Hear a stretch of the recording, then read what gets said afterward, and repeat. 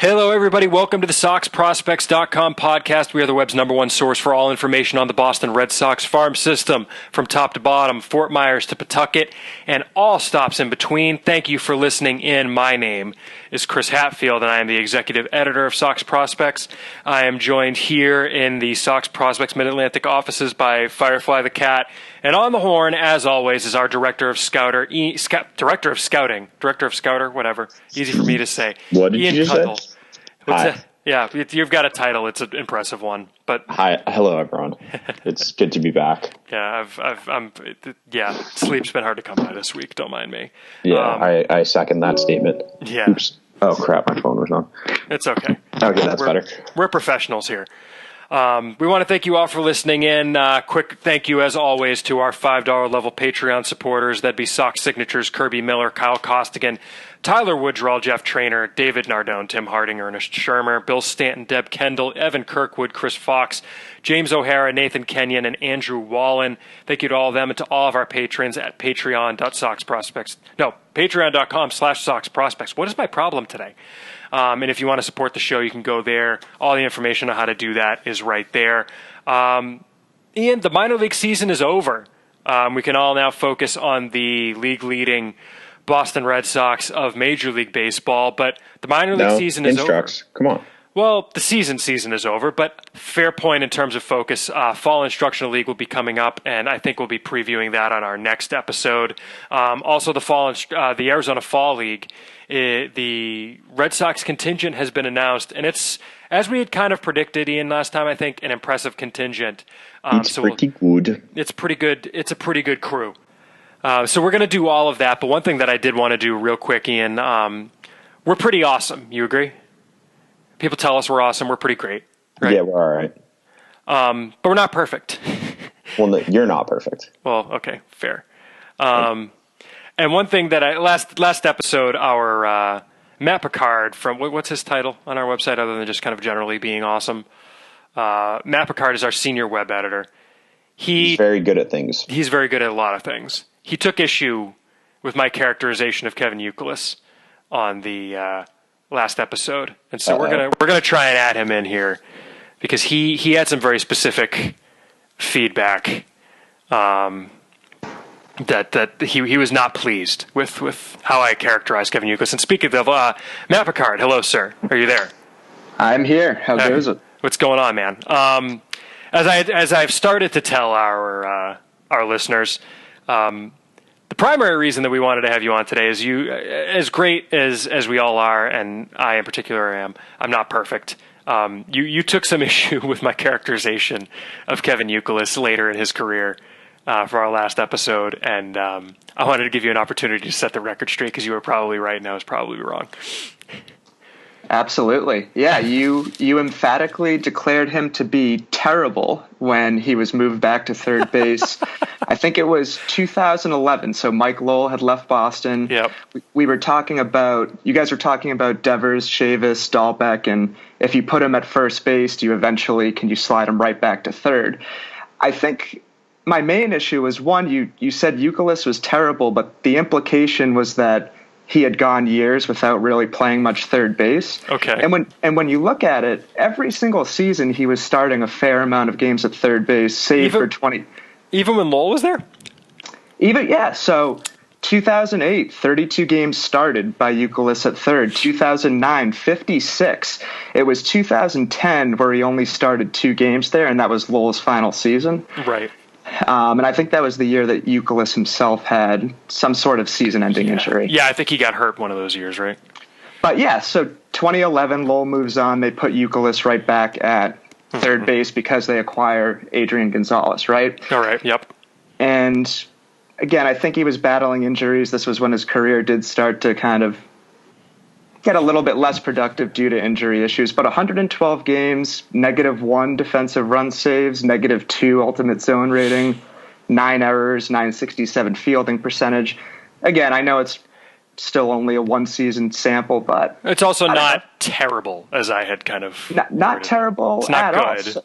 So I don't know if you were just remembering through the eye test like he was a butcher there, but I don't recall 2011 and even 2012, people talking about Kevin Youkilis' defense as a major problem on the team. Probably hindsight bias of his last year or so, maybe. That's probably it. Yeah, I think I was just wrong, is the way to put it. Okay. I was just wrong, is how we can just roll with that. I was hoping you'd come at me with a little more ammo argument. No, I was just shooting off the cuff, and I feel like I remembered that being the case, that he went back over there and he wasn't good. I don't know. I guess I could be proven wrong, but he was always a pretty sure-handed guy, right? Who wasn't really a stellar athlete. So he didn't have a great arm. He didn't have great range, but we were coming off years of Mike Lowell. I think it was his hips or whatever were eroding, and the guy literally couldn't move laterally. So I think you could argue that Youkilis in 20 was what Lowell was giving you the previous year too. Yeah, I think I just, by bringing up his baseball reference page, I think I just made you stall out. So you want to say that one more time? Sure. I'm just letting it roll, so I'm not going to pretend that it wasn't happening. Yeah, just go ahead.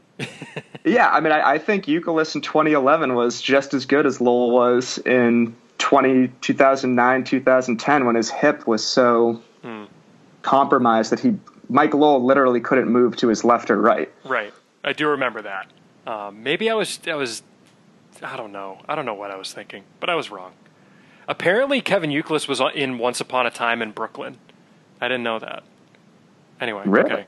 Yeah, and he was on an episode of Man vs. Food, probably plugging his beer. Yeah. Anyway, okay. Well, I was wrong. Thank you for coming on to correct me. I think maybe we can make you the official ombudsman of the Sox Prospects podcast. Okay. Ian, anything to add about how awful I am? No, I just want to commend Matt on a great performance, and I hope to see more of the same as long as it's only Hatfield you're correcting.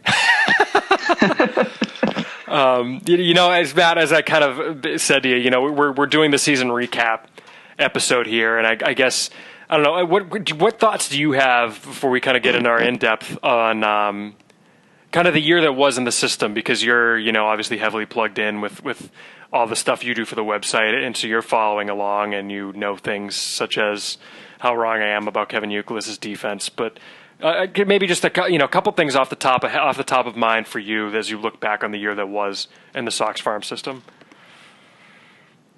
Yeah, not that the system isn't in great shape right now. I think everyone knows that. I think following the draft, there was a lot of excitement on following some of those guys, and injuries were just brutal this year, it seems. Kind of like what the Patriots are dealing with their draft picks this year. But, they lost Cassius, they lost Decker, obviously Jay Groome missing the season, so kind of a bummer on that front. And we know that the team isn't really stocked with a ton of assets to go out there, and before the trading deadline came, you thought, well, do they even have that much ammo compared to other teams? I think my one thing I was bummed about is I do think they had some pieces that they could have gone out and got a, say, Ryan Presley type reliever that the Astros did, and they didn't take action there. And I don't know if that's because I don't know. I think at this point they might as well have just gone all in on bolstering the bullpen a little bit. System-wide, I guess 2019, let's see what the 2018 draft starts to show. You, of course, stopped talking right as I took an enormous bite of pastry. But, yeah, I think that sounds about right. Ryan Presley, why can't we get guys like that? Even guys like Kelvin Herrera, granted he got hurt with Washington, but he didn't cost that much. And the system right now for the Sox really isn't good, but it's not lacking the type of guys that were landing those sorts of relievers. Well, didn't it get reported that Dombrowski was talking with a team the night before the regular trade deadline, and they backed out at the last minute? Yeah, he had a trade in a principle with a team for a high upside or high impact arm, and that team, the owner, basically vetoed it, from what I understand. It just seemed pretty clear it was probably the Nats. I read between the lines. I think it was Herrera. It makes too much sense. Yeah. And I could see Lerner stepping in and putting the kibosh on a trade potentially. So, yeah. Ironically, he did get hurt like the next day. So yeah, it worked out perfect. But that's maybe he doesn't get hurt if he comes to Boston. Who knows? Or maybe they could have used someone like, I don't know, like a Williams Jerez or Ty Buttrey type in the bullpen right now. Yeah. Well, it's funny. Maybe this would be a good time while we've got Matt on. Maybe we could hit some emails first as opposed to at the end as we typically do. And then maybe with Matt, we can hit on the Arizona Fall League roster and then we'll kind of, cut back to the two of us for the full kind of recap. But looking really quick at the emails, friend of the show, Matt Corey, sent us an email today.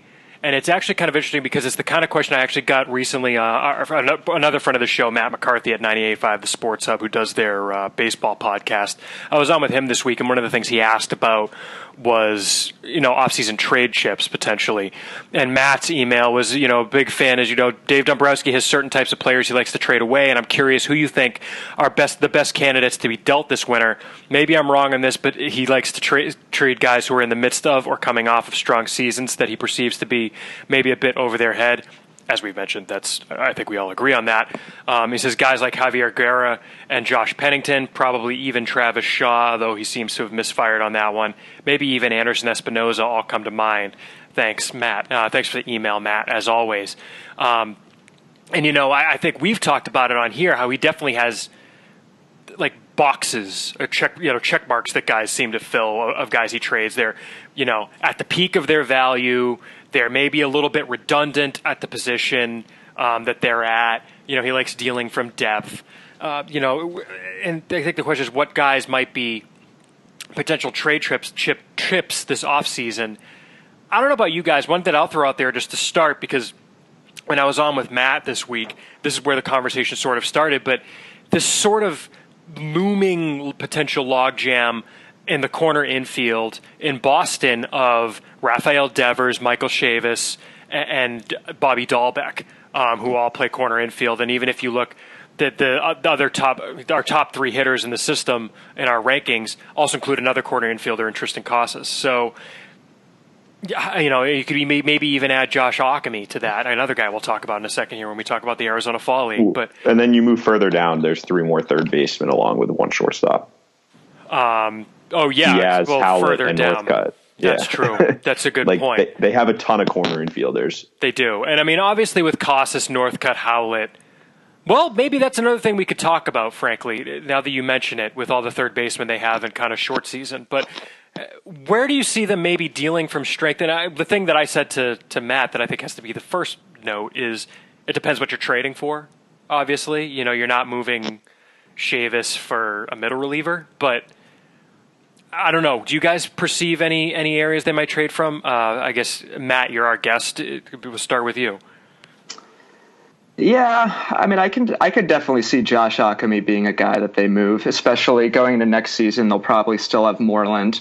Pierce will be moving on, but if Chavis is beginning the year in Pawtucket, get him more looks at first base, and the right opportunity comes up where Ockimey is a guy who, given his power from the left side, you think maybe he could help you land I don't know what exactly it would be, maybe a high-end relief piece. I could see him being part of that deal.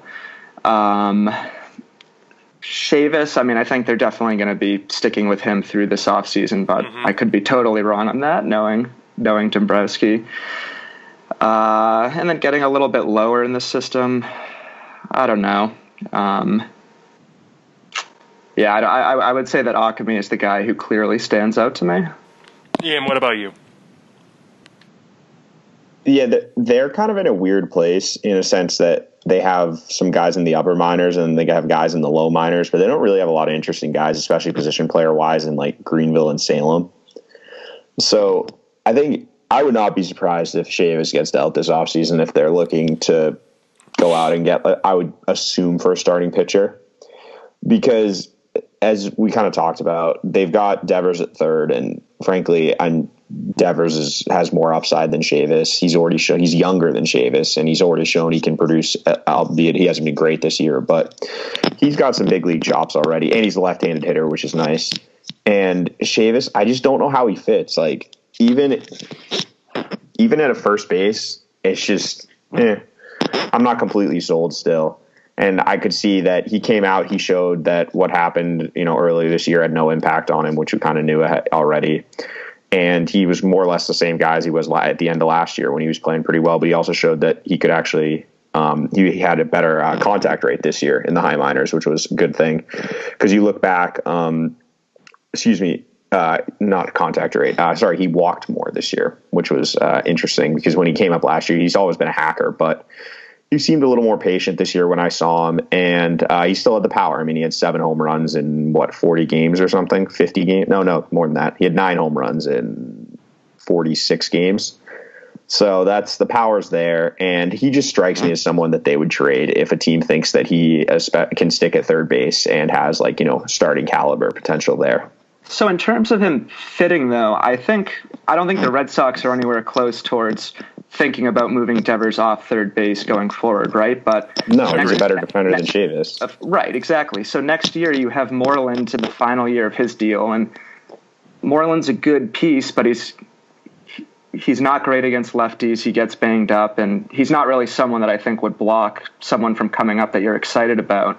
If you have a guy like Chavis who is still mashing decently in Pawtucket next year, does he enter that discussion as a part-time, maybe even close to full-time first base candidate next season? I don't think at all that the Devers versus Chavis thing is really a battle to watch next season, but I could see them wanting to hang on to him, looking at him as a key piece for first base next year. You're probably not going to have Steve Pearce back.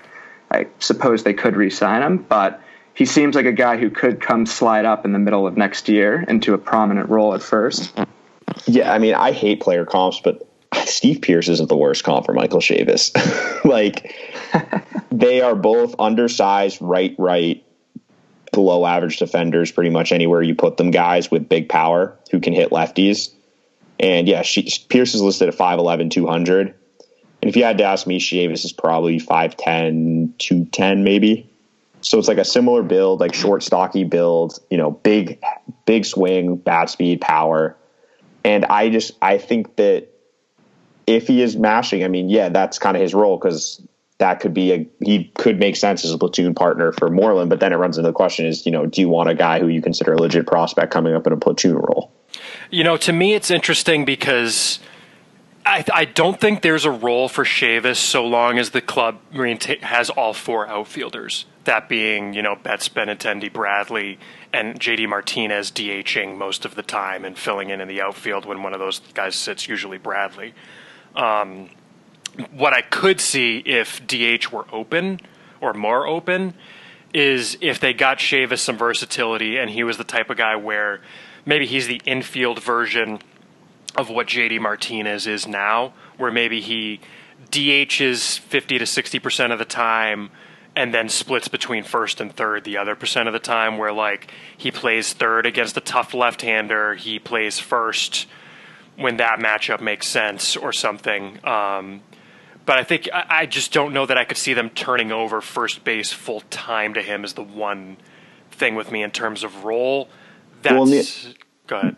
Yeah, no, I was just gonna say, but the question is that the most is that the best way to use an asset like him? Well, and I think because he's your best trade chip if you're going to make a trade. Do you trade him for the first baseman you would hope he'd become, right? No, I would sign a first baseman. You can go find a first baseman. I would trade him for a starting pitcher if you think that's what you need. I mean, coming back next year, assuming Price doesn't opt out, I mean, do they have everyone back? Or no, they have Eovaldi's gone, right? Kimbrel's gone. That's the big one. You're not trading him for a closer. I mean, I guess you could, but I would not trade for a closer. I would just go sign a bunch of righties and figure it out. First baseman on the market next year, there is not a lot there. I mean, Well, they have Mitch Moreland, though. They're not going to go out and sign a big money first baseman. They've locked themselves into Moreland and a platoon partner for next year. But have they at $6 million? Coming into the year, he was basically the backup to Hanley Ramirez. Right? I mean, why wouldn't you go into next season with that? Because carry it. That never made sense to me, though, because you can't carry a first base only guy as a backup. That's just such a bad use of a roster spot. I think I'm inclined to agree, but that said, I mean, given how he's faltered down the stretch, I mean, he's been terrible. He's been bad. He's been bad since the All-Star break. Yeah. I mean, the first baseman available next year are Matt Adams, Lucas Duda, Marwin Gonzalez. This is off of MLB trade rumors, by the way. Marwin Gonzalez, Joe Mauer. Logan Morrison's got a mutual option with a buyout. I can't imagine. The problem is all those guys are lefties, too. Yeah, Steve Pearce, Hanley Ramirez, Mark Reynolds, Justin Smoke, Danny Valencia. I bet Pearce coce back and they just run Pierce Moreland next year. You think? Yeah. Daniel Murphy. I could see signing Daniel Murphy. Although he's 34. Yeah. I mean, this is probably like a better discussion for the offseason. Anyway, but okay. But anyway, it's just, I think trade chip wise, Chavis is the big one for me. The one point I was going to make is if you look at the value as potentially as high as it could ever get, bucket, isn't there a chance that's Bobby Dalbec? Oh yeah, absolutely. I mean, if the Red Sox don't think he can hit and another team does, and you can get a big package for him, you do that, because the risk of him not hitting. I mean, I think I mentioned in the last podcast, but there's a chance he has like a negative 10 hit tool. There's also a chance he has like a 35-40 hit tool. There's a chance that your microphone's rubbing up against your shirt. You're right, there is. So like, there's a chance he doesn't hit anywhere close enough to be a big leaguer. And I mean, we saw it in Portland. I don't have his page up, but his strikeout rate was well over 30% again. Well, it was 31. It was around 31%. I know, because I talked about this week. It was around 31%. In Portland, it was 37. Yeah. And the thing is, that was because, his first. I guess I'll pull the split up now. In his first 12 games. Or no, let me do the first 15 games, because he had a couple extra base hits. In his first 15 games in Portland, Dalbec hit 346, 435, 827 with 5 doubles, a triple, and 6 home runs in 15 games. So he had 12 extra base hits and 6 for singles in 62 at-bats. Still struck out 20 times in 62 at-bats, so he's still around that 33%. In his final 15 games, or I think it might have been 4. Yeah, his final 15 games, Dalbec hit 213, 246, 344. So if you're keeping score at home, that's a 590 OPS, striking out 26 times in 65 plate appearances, which is a 40% strikeout rate. His strikeout rate in Portland was around 37%. And so, I mean, but that's him. Right? I mean, that's the Jekyll and Hyde. His 2 extra base. He had a double and a home run and a 2-for-5 performance in one game during that stretch. So, you can't really pick games out like that. But, like, if you pick that one game out, that's the only multiple hit game. Oh, no, he did pretty well. His last 4 games, he went 6 for 16. So he was recovering a little bit with 1 triple. But it's going to be hit or miss with him. And it's just kind of like how much hit versus how much miss when he comes up. And I think it's interesting, too. We'll talk about this a little bit in the Arizona Fall League. Both he and Chavis are going to see time at first base to try and give them some versatility. So, I think they're kind of looking at how's this all going to work in the major leagues. It wouldn't surprise me to see them move one of them in the offseason. Again, depends on what they do. Well, I think, the one of those two, though, is like the big ones. Because, other than that, they have a bunch of fungible pitchers you can trade. And, then you're jumping down to the low minors. Well, I think it's the low minors, third baseman too. I could see them moving one of them, but again, it depends for what.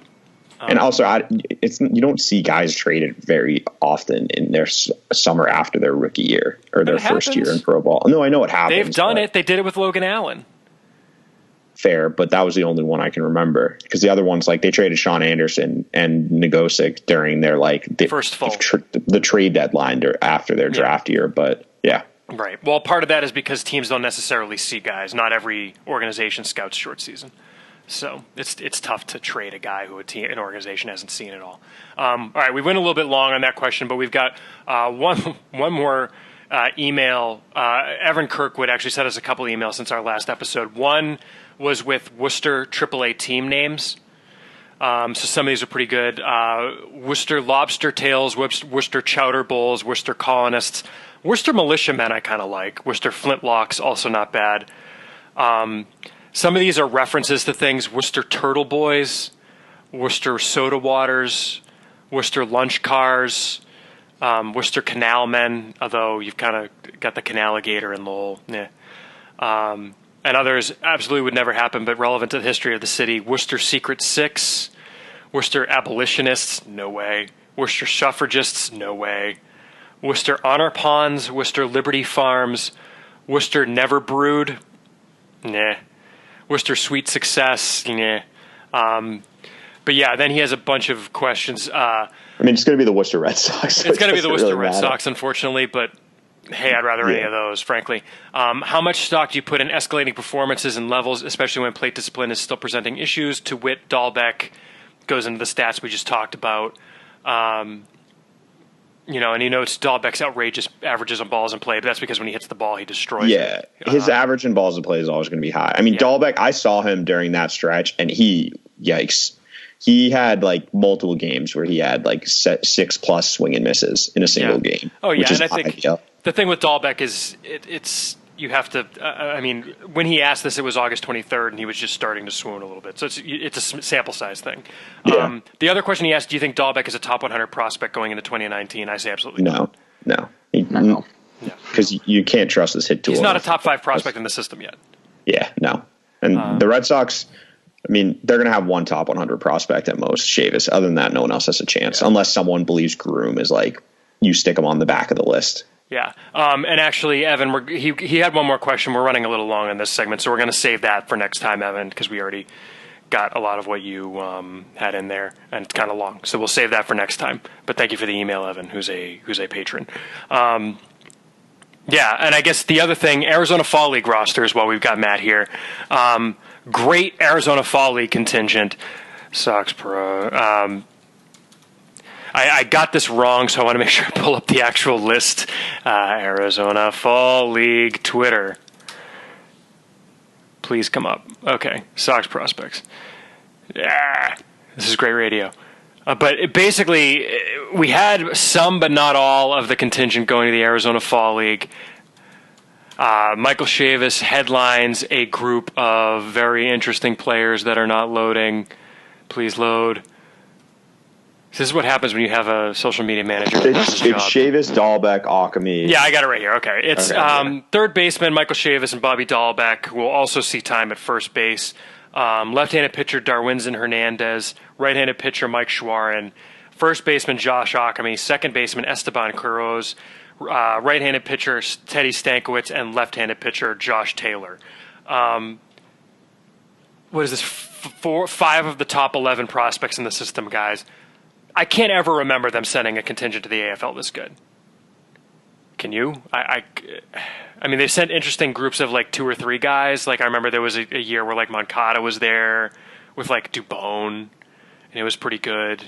But this is like I said, 5 of their top 11 prospects. Of note, Alex Spear of the Boston Globe has reported that both Chavis and Dalbec, as I mentioned, will see time at first base. Which is interesting because Ockimey is also there. So basically it's like there's going to be at least one corner infielder every day for Mesa from the Red Sox, it seems like. And also Darwinzon and Shawaryn are pitching out of the bullpen. That's what I was going to say. Hernandez and Shawaryn are going to pitch out of the bullpen. The reason given, which I believe is honest, is innings related because they're both pretty high in their innings totals. Thank you, wife, who brought me some water. Darwinzon was 103 last year. He's at 107 this year. Yeah, and Shawaryn was pretty high up there as well. That said, I think they're interested to see what they look like out of the bullpen. Oh, absolutely, especially with Shawaryn, because he's already up to AAA, whereas Darwinzon just got and pitched 4 times in AA. I think it might 3 or 4, yeah. 6 innings. Shawaryn's in AAA. They got a pretty good look at him this year, 36 innings, and he's pretty consistent across the board how his outings went. So, and we've talked about him, so we don't need to go deep on him. Ockimey we've talked about. It makes sense to go there and get him some at bats. Especially was this the year that he started late because of the hamstring, right? Yeah, he missed about 3 weeks. Yeah. So the other 2 guys Quiroz and Josh Taylor are both kind of interesting. Yeah. Quiroz was someone who we kind of like coming out of spring training. He's hovered around the 40s in our rankings just because he could never get on the field. Well, he raked in the first month of the season. I think he might have been our player of the month for April. Matt, you would remember this? Does that sound right to you? Yes, he was. Yeah. And then he basically had a hernia that he required surgery for, and he didn't come back until late August. But his overall line is good. He had 299, 413, 598. Granted, it was only 87 at bats, but he had 7 home runs and 87 at bats, which is pretty impressive considering he's like 5'6". And, given the infield situations that the Red Sox ran into this year where, like, Tony Renda got a call-up at one point, I don't think it's crazy if he stays healthy and not even performs like that, but performs, maybe how you would expect that to regress to the mean a little bit. There would have been a chance he got a major league call-up this year. Oh, for sure, because he's probably their best. Him and Lynn are their two, like, middle infield guys who can actually hit a little bit in the minors, in the upper minors at least. So that's interesting. And Josh Taylor is just a big lefty who's up to 96, so I'd take a chance at that. I mean, I like lefties who throw hard as pitchers. Like, it tends to work out, at least if you can throw strikes and you're left-handed and you throw hard, you're going to pitch in the big leagues at some point. I mean, he's a lefty who brings an element that they don't have with Bobby Pointer and Robbie Scott, who don't have – they're not the Dave Dombrowski prototype hard-throwing reliever, right? Yeah. And you see what plays in October. I mean, hard-throwing relievers play. So he's kind of, someone interesting. And actually, I was talking with Mike, and I think you were involved too. Mike Andrews, yes, he's someone that I didn't see until after we had finalized the rankings for this month, but someone who will be in the back end of the next month or the end of the season rankings. Yeah, Josh Taylor, especially given that they deemed him worth sending to the AFL. It kind of makes sense in hindsight. I thought they might send Travis Lakins. In hindsight, getting him as healthy into the offseason makes sense. Yeah, that's why. And his stuff started to tick down at the end of the season, too. So okay, I'd rather he just... Didn't know if we could say that or not. But yeah. So that makes sense. To just get him in the offseason healthy, give him a health, give him an offseason to build strength in the arm, right? Exactly. Because his velo, he was like 96 in Portland, and by the time end of the season, he was like low 90s, so... Okay, I didn't know if we were able to go public with that. So, yeah. I mean, yeah, no, that's fine because I talked to people who were at those games. So cool. Okay, cool. I didn't remember the sources on that. And then Teddy Stankiewicz going as a starting pitcher if the Red Sox need to send one at this point. I mean, after 3 years in Portland, he is what he is. There was no one else to send either. I mean, well, because there's a rule. I guess at least I thought there was a rule. I thought there was a rule that if you are from a country, I guess this applies to both Hernandez and Quiroz and was why I didn't project either of them. I thought there was a rule that you couldn't send a player to the AFL who was from a country that had a winter league. It must have changed because like Vlad Jr. is going. Right. I mean, it clearly did because Hernandez, I thought he would have pitched in the Dominican. He's Dominican, right? He's not Venezuelan. I always get confused because Mata's from Venezuela. No, he's Venezuelan. Okay, Hernandez is Venezuelan as well. My bad. Venezuela, that said, does have a league, and they also have the Liga Paralela. Even if he wasn't going to pitch in their major league, he could have pitched in their minor league. And then Quiroz is obviously from Mexico, where he has played for years. I would expect he would play for Mexico over the winter anyway, just to get at bats. But, so that makes sense that those guys are going. Matt, we've kind of trampled all over this topic. Anything to add? Anything we missed? I think you guys covered it pretty well. I'm excited to see Quiroz back on the field. In addition to the player of the month, when he came back to Portland after, I think he was in the GCL rehabbing, but he spent the last 2 weeks back in Portland and was mashing just as well as before. I think he ripped 3 homers and had an OPS over 1,000 when he bounced back. So just to see what we have there some more, and hopefully next season he'll stay on the field. What's the word on his defense? Is it not good? Is it? I think it's fine because there was I think I remember reading about how he can play all these positions. Right. They said he was an outfielder. He was obviously primarily a second baseman, but a guy who you said they were saying he could play left. He's played third, but I don't think we saw him there at all. No, he only played second base all year, all spring. And I only saw him DH. I didn't see him play the field at all. Go figure.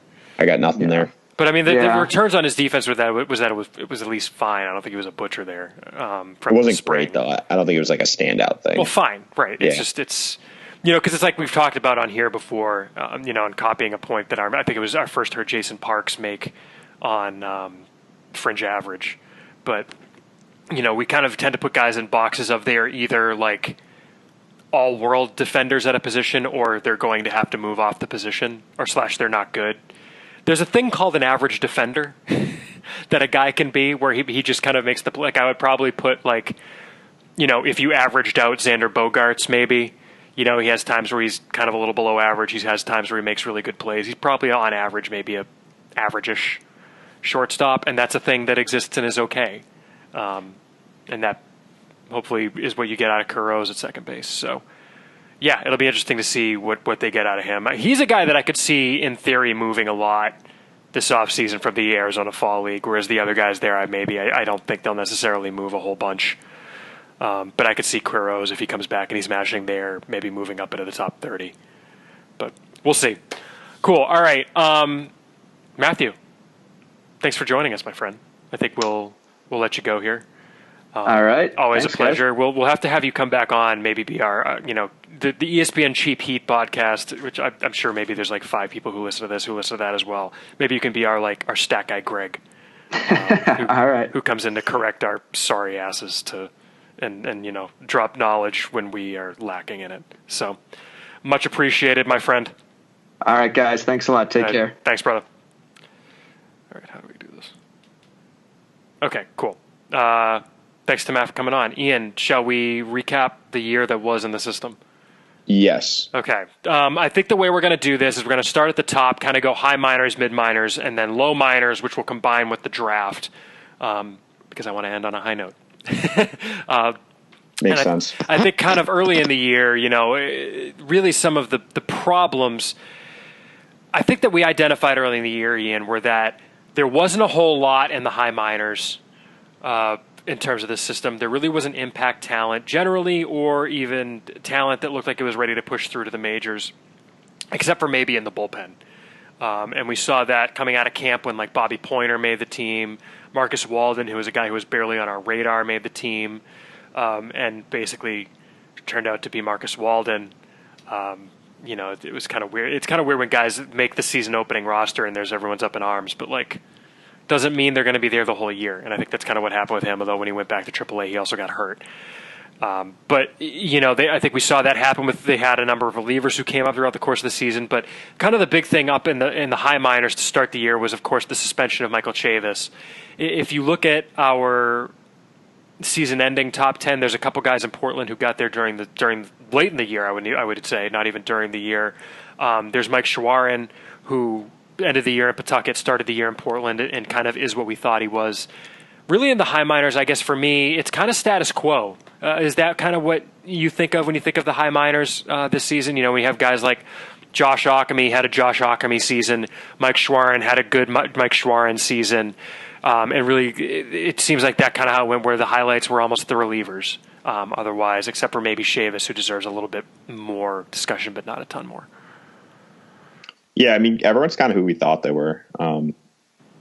Not much changed on my views for anyone really in the high minors, save for, as you said, someone like Lakins, who obviously ended up where we projected him to, or he made the move to where we projected he would eventually. Mm-hmm. But, when you look at the guys, as you said, Ockimey struggled versus lefties, did the same thing this year, has power, gets on base, but he's probably a platoon guy. Chavis, as we said, had a good year, but he also missed 80 games, which was tough. Maybe Zhu-Wei Lin might be the only one who kind of exceeded my expectations, and that's just because he changed his swing, and now he can actually hit, which is pretty interesting. Well, he hit last year too, but now it's just a little more consistent. Right? Yeah, fair. But yeah, but he didn't hit at all in Pawtucket last year. If you look, I guess that's true. True. He raked in Portland, and then he hit in Boston in a small sample of 35 games. Yeah, but not even for much power. Tuck-it. Yeah. But Lynn can hit a little bit now, which is interesting. He's still a utility guy, but it just gives him a better chance to stick. But yeah, the high minors was pretty meh, pretty status quo. The thing for me was Chavis coming back the way he did. Honestly, all of the reports on him, Ian, that I've read about and that we've gotten on him are that he is actually hitting better now than he did last year. It looks like the time he put the work in while he was suspended. I believe he was allowed to play an extended spring training game, so it's not like he was sitting at home on the couch. But put the work in, and he's maybe a little bit more of a complete hitter now than he was entering the suspension. I think he's really the one guy. He's separated himself now that Jay Groome had the Tommy John surgery, missed all of this year, and will probably miss most of next year as well. Chavis is the clear top prospect in the system. I think he would be the lone top 100 prospect this offseason. I think he's also a clearer top 100 prospect now than he was previously. I can see him getting left off some lists. Really? Because if you don't trust his defense and but he hits. There are plenty of guys like that. I know, but like, I mean, I just knowing how some people rank nationally, I think there's a decent chance he gets left off the list or two. But if he does, he'll be in like the 100 to 125 Yeah, range. and I think it'll depend in part on what we see from him in the Arizona Fall League. If he goes frankly, to the Arizona Fall those League, lists don't mean anything. Those lists don't mean anything anyway, so it doesn't really matter. True, but we get asked about it as you see. But yeah, I a lot of it probably depends on what he does in the AFL too.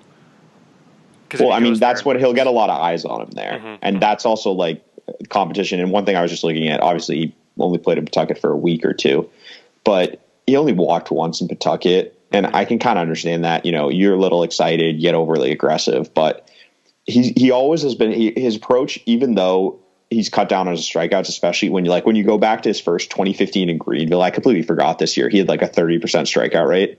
I'm sorry, say that again. If you go back to 2015, I'd forgotten. Okay, all right. You said Greenville and it threw me off. Go back to 2015. Got it. Yeah, he had a 30% strikeout rate, which is insane for someone like him.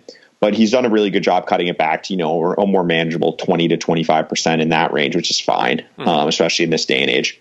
But the question is, but then he got up to Pawtucket this year and it was like 35%. Granted, it was, you know, 8 games. So who cares? But so I'm just interested to see how much contact he makes in the AFL against pitchers that are, you know, more of like the triple to high AA level. That sounds about right. Yeah, just looking really quick at the Paw Sox. I mean, we mentioned kind of the highlights. I mean, Rusney Castillo continues to hit and not be able to get a major league call up because of his contract. Poor guy. Yeah, I mean, not really, but he's still making making a ton of money.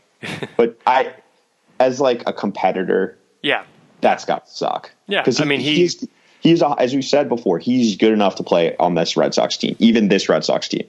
Like he would be a perfect fourth outfielder for them. And hit like lefties when Bradley faces a tough lefty and play center field. But I don't think he fits on this team because of Martinez being the DH who plays the outfield. No, I'm talking about like in September right now, though. Oh, in September he would have fit, sure. Yeah. But I think there are plenty of major league teams where he starts in center for the Royals and bats lead off probably.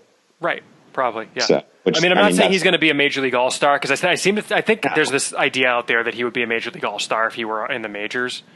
I don't think that's true at all. I mean, like he had a good year, but he hit 319, 360, 416. I mean, that's a 776 OPS. Yeah, he would hit like 280 with 10 home runs. You know, it wouldn't be a great year. He's not an all-star, but he could be like an everyday guy.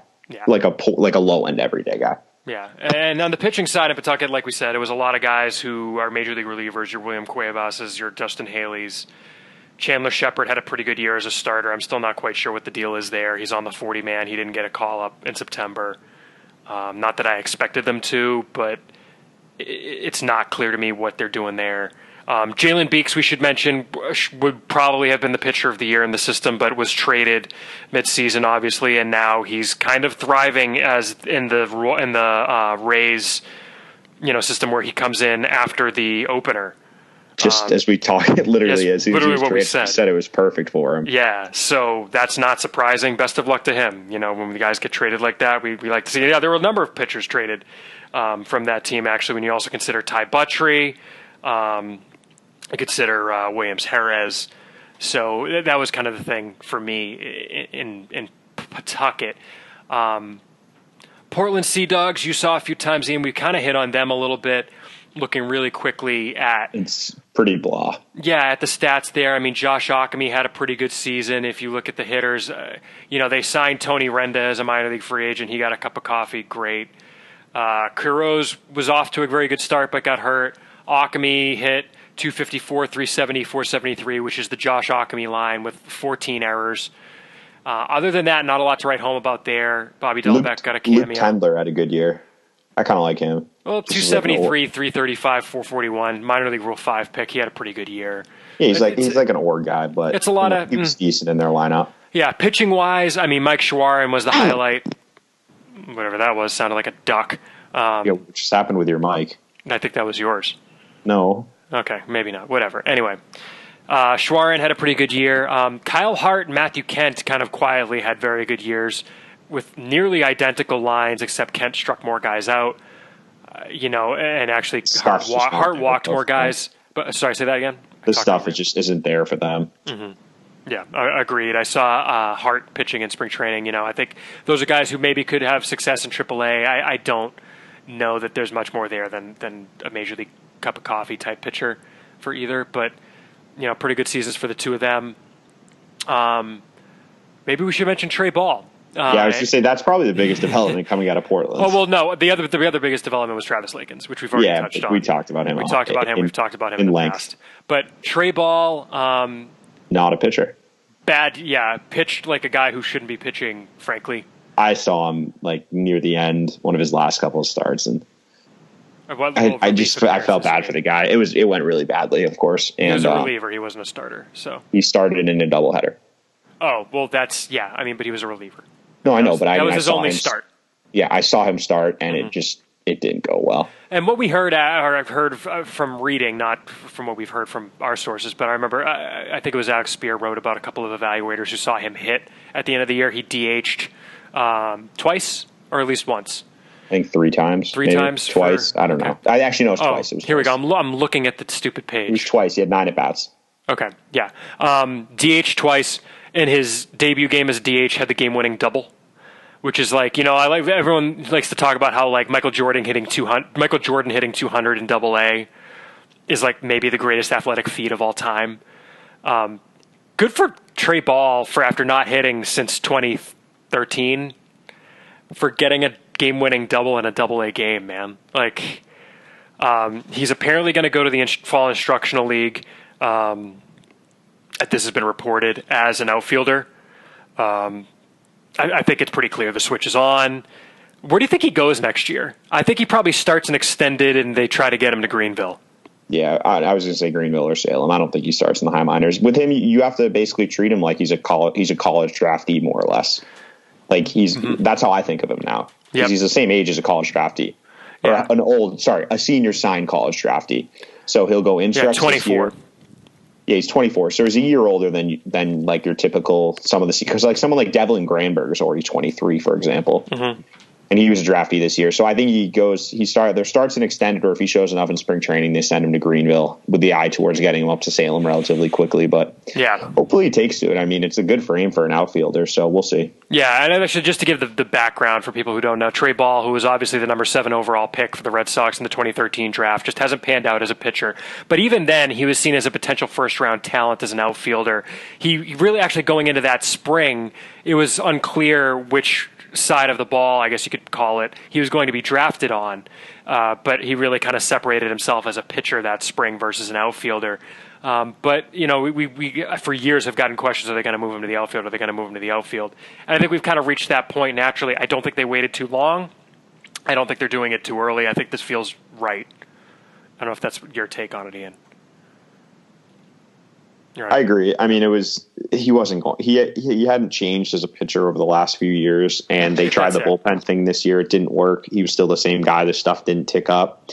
And at this point, you're almost doing more damage than good by throwing him out there every day. So let's try him as a position player. Maybe he can get some confidence back going there, and we'll see what happens. Yeah, best of luck to him. Moving down to the mid-minors, I think the biggest stories there, we talked about how Jay Groome needed Tommy John surgery. He was the clear number 1 prospect in the system, I think, for us entering the year, just between the combination of upside and projection with a clear number 2 in Chavis. I think that's kind of where we were coming into the year, right? Groome needed Tommy John, missed the entire year. Really kind of the redemptions of Bobby Dalbec and C.J. Chatham, as well as kind of the trio of starters in Salem of Bryan Mata, Tanner Houck, and Darwinzon Hernandez having kind of a mixed bag season. That's really what I think of in the mid-minors, or at least maybe I guess that's more or less just focusing on Salem. With Greenville really just kind of being that they had some pitchers who had really good years, and guys like Denny Reyes, Cutter Crawford, out of nowhere, Jonathan Diaz, who's going to be a SoxProspects.com All-Star this year, and I didn't even realize he had pitched that well after we really liked what we saw out of him in spring training.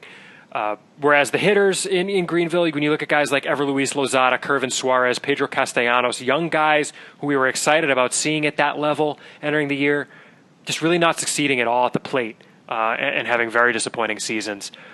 That's kind of my take from the mid-minors, Ian. How about for you? Comments on those, or did I miss anything that stands out to you?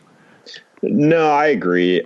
It was Salem, I think, had better performances offensively. Obviously, they had Chatham, Dalbec. I think Brett Netzer had a sneaky decent year. He didn't hit for a lot of power. Not a lot of power, which is the knock on him. But yeah, we knew that. Yep. But he can hit. He hit a lot of doubles, which I expected, and he's going to hit more home runs. Like Salem was a bad park for him, if that makes sense. Yeah, but honestly, having seen him in person, Ian, I don't think it's a Carolina League thing. No, he's not going to hit a lot of home runs. He hit 270, 325, 360 with 2 home runs. One of which I saw on a night in in Potomac when 8 home runs were hit. One of those nights. Yeah, it was just one of those nights. That was the Kyrie Washington 3 home run night. He had Tommy John, didn't he? Yes, he did. That was the night when I saw Juan Soto hit the farthest ball I've ever seen hit in person. Yeah. And now he's potentially going to be the Rookie of the Year, although that's a fun race in the NL. But yeah, I mean, that's he is what he is.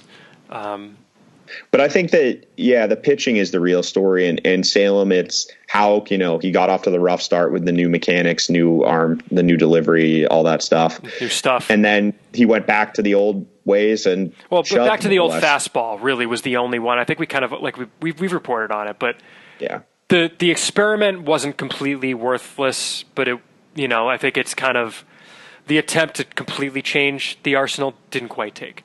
No. And so he went back to what he was new in that regards and, had a really good end of the year, which is good to give him some confidence going next year. Bryan Mata was an up and down year. It was an aggressive assignment to Salem, if you think about it. Yeah. And I think as only a 19-year-old, and he didn't give up a lot of hits, 58 hits in 72 innings, but he just couldn't throw strikes this year. Mm-hmm. Yeah. And his season ended with a back injury too. So he only got 72 innings. Yeah, I would not be surprised if he starts next year in Salem with an opportunity to move up to Portland. Oh, he absolutely is going to start next year in Salem. I don't see any way he starts in Portland. And I think we could also see part of the reason you start him in Salem is I could see them adding a cutter or something with him to kind of help some of those pitches out of the zone be more quality out of the zone pitches and maybe induce some swing and misses, swinging strikes, as I always make you say.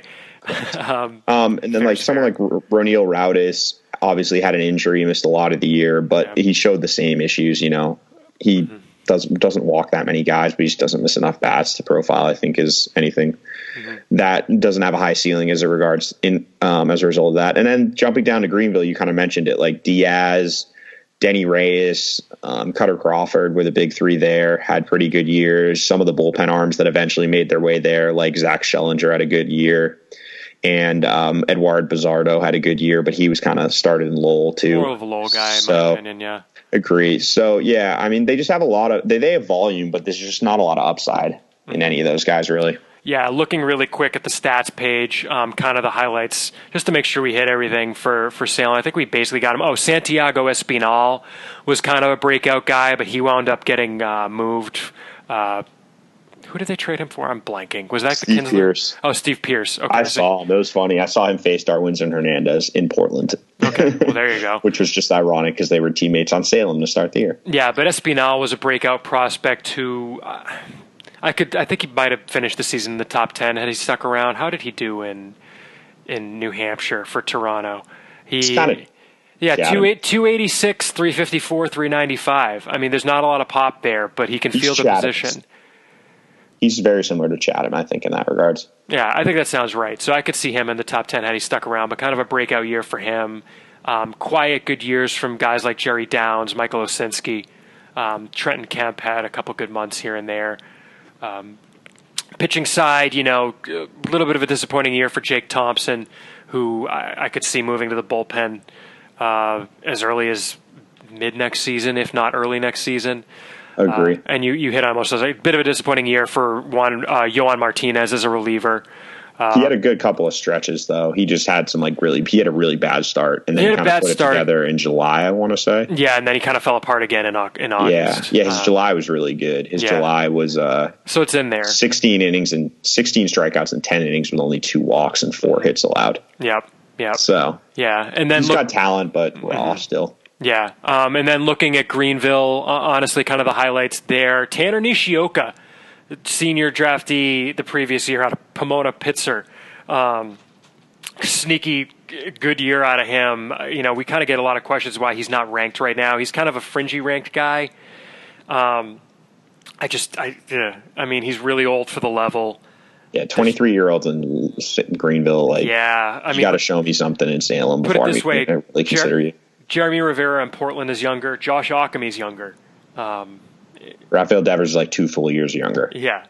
So it's just, I mean, not that he's ever going to be Devers or anything, but it's a fringy ranked guy. We mentioned, or I don't think we mentioned this podcast, but Lorenzo Cedrola came back from injury. He played really well. We wondered why he wasn't getting promoted, and then he got traded for international bonus space. And then kind of the disappointments of Pedro Castellanos hit .302, which was great, but with 1 home run as a first base only profile, pretty much. Got to see a lot more power than that. Kervin Suarez, 623 OPS. Ever Luis Lozada, 602 OPS. Got to see better than that. And I guess you probably also should throw in there Cole Brannon, who started the year in Greenville. Oof, yikes! 157 with a 451 OPS. Went down to Lowell and didn't hit there either. That he's already down in the 50s, I think, in our rankings. I mean, for a guy who they drafted in the second round last year and gave 7 figures, not ideal. Obviously. There's some problems there. Yeah. Pitching wise, Denny Reyes is probably going to be our pitcher of the year for the system. He had a phenomenal year with Greenville before getting a late bump to Salem. Cutter Crawford had a great year. Jonathan Diaz had a great year. Those 3 guys are all going to be all-stars for us. Alex Scherf, deceivingly bad line, I think. Really had a bad April, was pretty good for a while, and then got hurt. Missed, I think, like a month and a half. Let me actually pull this up so I say this right. But in his last start, he kind of got shelled, and that was the start he got hurt in. Was out for close to 2 months actually before he came back and rehabbed in the GCL, and then finished pretty strong, honestly, in Greenville. I have him ranked a little higher than you and Mike do, but I get where you guys are coming from too. A prospect that belongs in the teens right now, so a pretty good year from him. Moving down to the short season, I guess we'll kind of take short season altogether, Ian. Really, the big thing for me in short season, potentially the best story of the year is just a great draft. Despite the fact that the first round and second round pick, I think played like 4 or 5 games combined, or something crazy.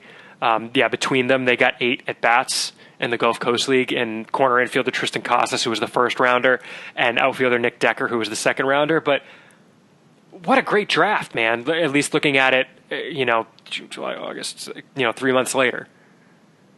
Yeah, no, I really like we kind of talked about it at the time. They changed a little bit of who the guys they were targeting, and even, all of their top 10 round picks. I mean, even going down to the 12th round, like I saw Chase Schuart at the end of the season, and there was something there. Like, he was 94, 96 with three secondary pitches, slider, curveball, changeup, had feel for all of them.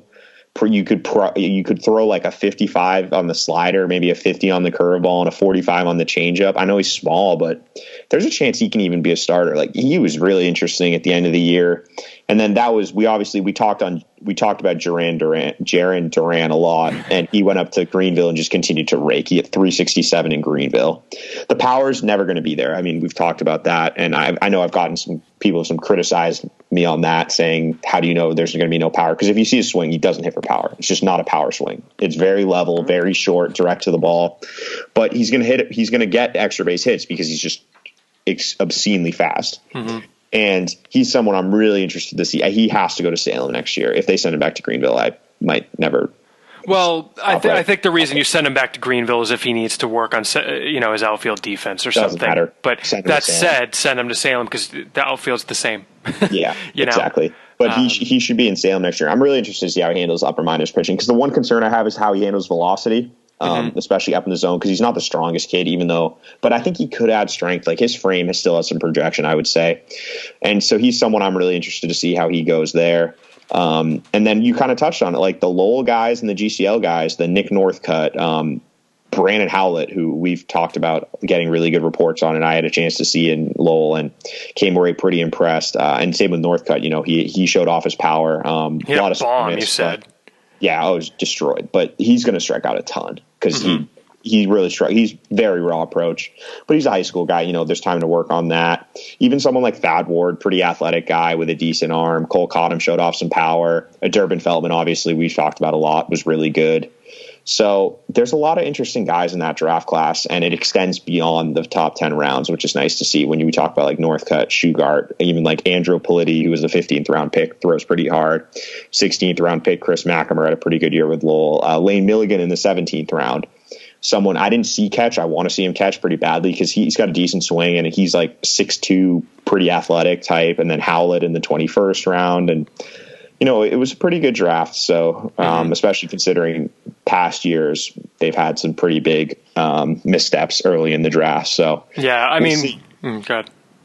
No, I was just going to say we'll see because we haven't even seen the top two guys yet. So. Right. Hopefully you'll see them in Instructs because they're both expected to be healthy for Instructs. But, I mean, I guess one way to look at it is just going down the rankings. We've got new rankings this month. I think we're going to table talk on the rankings until the actual season-end rankings just because it doesn't make sense to kind of double up on that. You can go to SoxProspects.com to check it out. But just going down the list, number 5 prospect in the system is Casas, who was the first rounder. He could easily be as high as 2. Depending on how you want to rank guys, I think I would not quibble as being completely off base if you had him second in the system. Exactly. We just don't know with him because no one's seen him. Not even scout. And the scouts will have seen 4 at bats if they were at one specific game. Right. If you weren't at that, you haven't seen him. Right. And I actually got a great report from a guy who had seen him before the draft. The number 10 prospect in the system right now is Durbin Feltman, the 3rd rounder, who's a reliever who I bet starts next year in Portland. Nick Decker, the 2nd rounder, is 12 right now. The 17th ranked prospect in the system right now, a guy who we jumped up more than 20 spots this month based on seeing him in person and reports we've gotten, is Brandon Howlett, the high school third baseman who was committed to Florida State. He's sitting there at number 17 now after a phenomenal debut in the Gulf Coast League. He's just in front of 2 more draftees in the 11th rounder of Nick Northcutt and the 7th rounder in Jaron Duran. To have 3 guys you drafted in the 7th round and later in your top 20, that's in part because the system's a little thin, but it's also just I think they did a good job identifying talent in those rounds, Ian. Northcutt was a guy who was committed to Vanderbilt. Okay, yeah, I mean, they signed him out of a Vanderbilt commitment for big money, which I was glad to see they were able to do that. I mean, that's the Howlett one is the one that doesn't make any sense because he only got $185K. He was committed to Florida State, which is a good school. It probably just really wanted to start his pro career, man. I mean, that's the thing. That's good scouting. No, I agree. But I think I want to say it was Alex had an article discussing him, and he made a good point that in high school he just never got pitched to. Like he had 41 walks and he only had 58 at bats his entire senior year. Well, that's the same thing with Decker, right? I mean, he's basically the kind of like Decker in that sense. Yeah, and I got a good report on Decker from an amateur scout who saw him. So I'm interested to see him too. Yeah. So yeah, but then I mean, you keep looking at guys they brought in. I don't know what's making that noise, but we don't have anyone in the 20 to 30 range from this draft. But then if you look, Shugart should be in there, and he will be at the end of the season. Shugart will move up, but just looking at what we have right now, Devlin Granberg, the senior draft 6th rounder, who got a decent bonus, is at 33 as a first baseman left fielder who was in Lowell. Chase Shugart, who you mentioned is currently at 36 right now, as a 12th round pick out of Texas, a guy who missed a fair amount of time after when he signed. So you wonder, was there an injury there he was rehabbing? Is that maybe why the stuff was down a bit in college? But at any rate, he's at 36 right now. Cole Cottom, the catcher who was drafted in the 4th round, is at 38 right now. His season ended on August the 9th with a torn meniscus, and he's going to miss Instructs. And then the 40th ranked prospect is Thad Ward, the 5th rounder, out of which directional Florida? UCF. UCF, national champions. Huh? Did they? They won 13-0 last year and claimed they're the co-national champions. Who cares? Football. Yeah. Get out of here. I'm just saying. Football garbage. It's Saturday. It's college football Saturday. All right. And then you look at guys like Chris McAmer, who you mentioned is also in the rankings at 52 right now. It's a good draft. It added a lot. They got depth that they needed from this draft. I mean, anyone else stand out? You were in Lowell plenty, Ian. Anyone else stand out to you from those levels? Just had to bring up the roster. Tyler Dearden had a pretty good year, actually, if you look at the numbers, but he's pretty raw still. And he ended the year with a back injury, so we'll see what happens with him. I think he should be fine for Instructs, but he struck out a lot. But he did show some power, and he's pretty interesting. Obviously Brandon really struggled after his demotion. We don't need to talk about him anymore. I mentioned Lane Milligan earlier. Yasel Santana was someone who had a really good year in the GCL. Mm-hmm. He got promoted to Lowell and had a very good start, and I got a good report on him. So he's someone who will be moving up the rankings pretty considerably at the end of the season. He's a guy who I was kind of and we saw him. We actually saw him in spring training, and he was pretty good. But he was also 21 and had never pitched in pro ball, so it's kind of tough to rank a guy like that. Right. So it seems like he's someone to watch. Zach Schellinger getting back healthy, we mentioned him briefly earlier, was good to see. I mean, it seems like the low minors, obviously Lowell didn't make the playoffs, and I think the GCL Red Sox did. So they made the playoffs, but in the GCL, it's a 1-game semifinal and a 3-game championship series. Okay, gotcha. So they lost in the semifinal to the Tigers. Gotcha.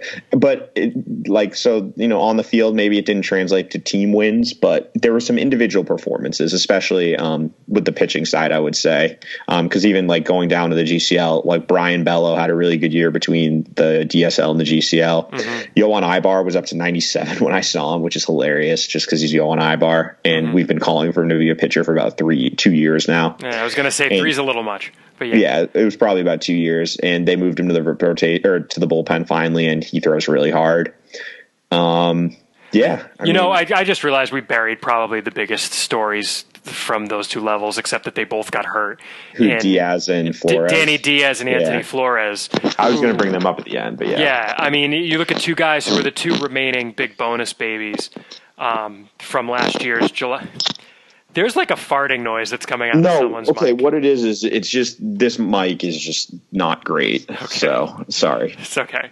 The two, obviously, we've talked a lot on here about the tragic passing of Daniel Flores, who got, I mean, honestly, if you look at these two guys as guys who got, a little over $1 million in Flores and Diaz, Daniel Flores got over $3 million. Daniel Flores would be the number one prospect in the system. Wouldn't be close. Probably. Already. I mean, maybe. We don't know. But Flores in the DSL, and granted only 13 games, but he hit 347, 439, 510, and got promoted to the United States. And I say promoted to the United States because he only wound up getting 2 games in the Gulf Coast League. He was promoted, and he wasn't playing because what was reported as general soreness, whatever that means. Played 2 games and then pulled a hammy.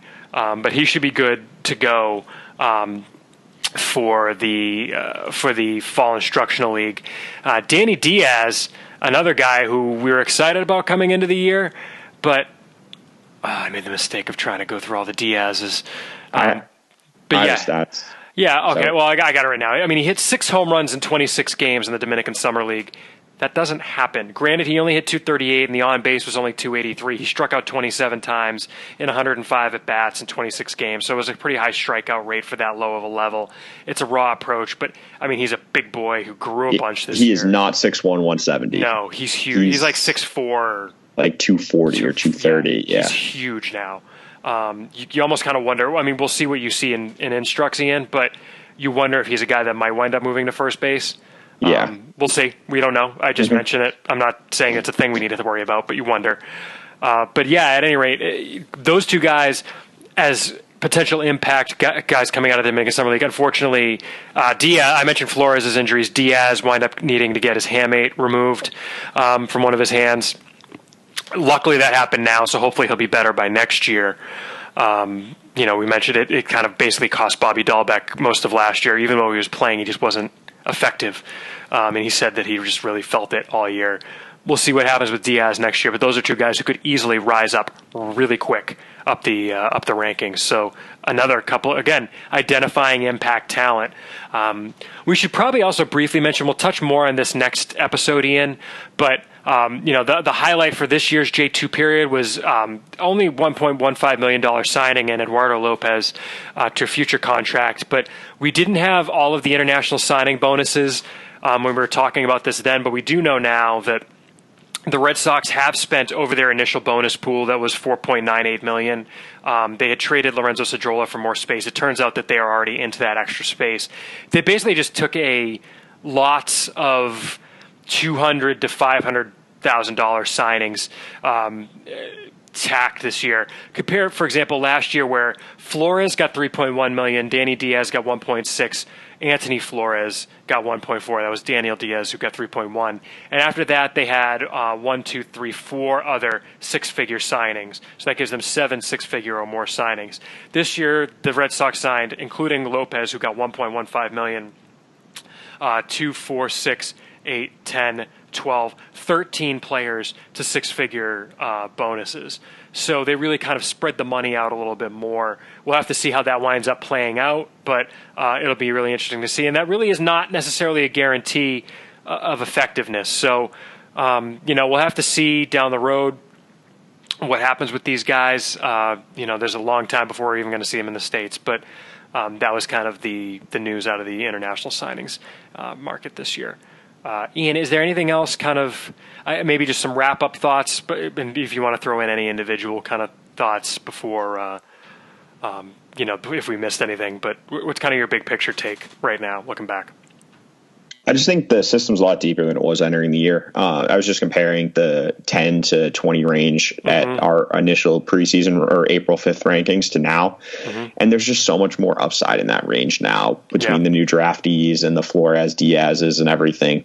When you compare like someone like Jake Thompson was in the top 20 ending the season. So was Bryan Johnson. That's right. It wasn't, his system was kind of in a bad place at the beginning of the year and bottomed out after those injuries, with Groome and the Chavis suspension and everything, but it's slowly coming back, and it was good to see guys, start to take a step forward this year. Now it's just about building upon it in instructs and then heading into next season. And if that happens and they don't make, any substantial trade away, or they don't trade a good number of them in the off season, which you can never discount, but there could be something, it's on the rise again, which is good to see. Yeah, it's really tough, kind of coming back to that conversation we had on trades. It's tough to project who gets traded because I don't think it's as clear this year what they need, because we're starting to come up on the Dave Dombrowski's going to have to get really creative to put a competitive team on the field with all of the arbitration raises they're going to have. We know that they've gone over the highest level of the competitive balance tax, so their pick next year, say they win the World Series, their first pick in the draft next year is going to be what do we say, 42 or 43? 43, I think, because it goes back 10. Rounders? Yeah, but one of them was the 30th pick, wasn't it? It was I thought it was like 25 and 26 and 7 or something. All right. Well, at any rate, not whatever. 7. There's the first 10 are protected, but okay. Yeah, but they're going to be picking, 42 or 43. Yeah. Point stands. They're going to have a hard time adding impact talent next year, and in part because consider that also weakens their cap, their bonus cap. It's basically the difference between like in the first round you drop that much, and then pool wise you don't sign Nick Northcutt because he got like $500K or $560 or something. Right. So they're going to have to. You're still going to have to identify talent and try to do a good job scouting, but they're not going to have as much wiggle room, I think. So, yeah, the next year's draft is going to be. I think it's going to be a little bit quieter than what they had this year. So, I think I'm with you. The system's deeper. I'm still concerned by the lack of high impact talent. I think kind of that 2 to 5 range of Mata, Houck, Casas, and Groome in some order. There's the high upside guy in Groome, but you never know with Tommy John. You've got Mata, who there's potential. You've got Houck, who performed well, but is that a reliever down the line? And Casas, who we just haven't seen yet.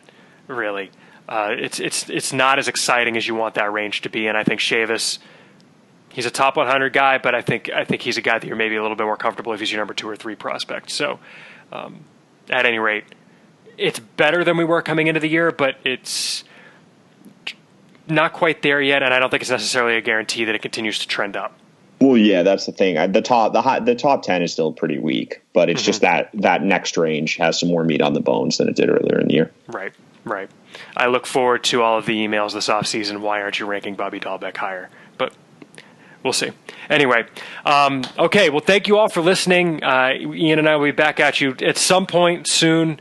Personal schedule, I can't really give a guarantee on anything. I've got a case that might go to trial the first week in October, in which case the rest of my September might be insane. But At any rate, thank you all for listening. Thank you to Podcast Joe 2.0, Joe Tetrault, our podcast producer. Thanks to Matt Picard for coming on the show. And, of course, thanks, Ian, as always, for joining me. Thank you to the fur ball that is currently warming my lap and passed out asleep. We'll be back in your eardrum soon. Thanks for listening, everybody.